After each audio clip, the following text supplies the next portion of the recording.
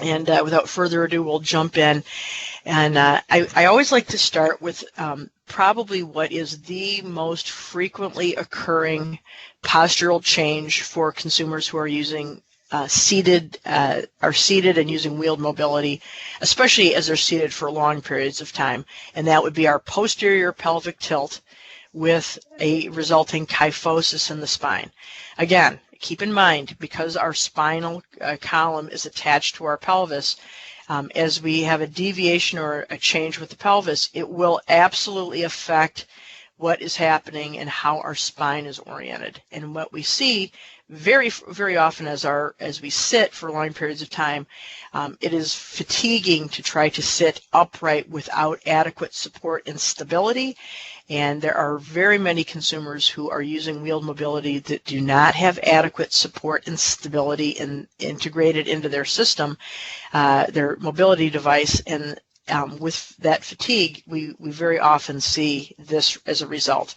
Now, there can be a variety of things that we would normally see, but the nice thing with one of the nice things with these poster images, you can see the shadow in the background is actually the more erect, upright, neutral orientation with a neutral pelvis. So we can see that deviation as we start rotating the pelvis posteriorly. It tends to displace our ischial tuberosities more anterior in relation to the cushion surface. And as a result, we start, the ligamentation and deep back musculature tends to stretch, and we see this flattened lumbar curve. It actually reverses that lumbosacral curve that we saw that was originally more anterior, is now quite flat, and we get this very rounded collapse. That kyphosis can be very flattened here. We might have somebody who's a little bit more neutral, but over time, as we reverse all of these curves, this condition can get, especially if it's not addressed, this can get more and more severe over time. So I would want to draw some attention, if you really note, when we talk about the physiological, the internal and external variables and the physiological effect, as we start seeing this collapse, especially as we get to the higher thoracic and the cervical area, the effect it has on the head orientation and the visual field is quite significant.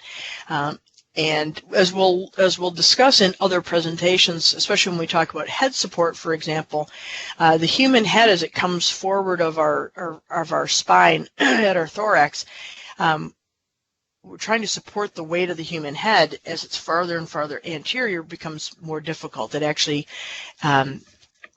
exponentially increases the weight as a fulcrum, and so it can be quite fatiguing. So we often see we think of this posture a lot of times with our elderly, more sedentary, less able to mobilize themselves consumers, where we maybe have seen other types of orthopedic changes with age, and then as they sit due to some type of a medical condition, this becomes more of a permanent type of orientation, and their visual field, instead of being down, looking ahead of them across the room, down the hallway, or down the road, what we see is this drop with the visual field becomes the floor or the knee or the lap.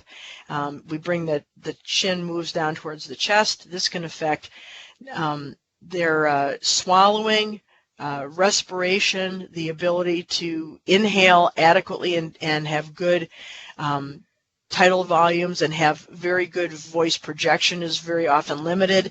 So and even my friends who are speech therapists struggle with patients, trying to get them to take a better breath, to hold their head up so that they can actually express themselves if they're verbally able. And we can also see effects with swallowing with this type of a position. So this can be very detrimental for physiological and communication type things. And it's very hard to participate in any activities or interact with other human beings when we are so limited in our visual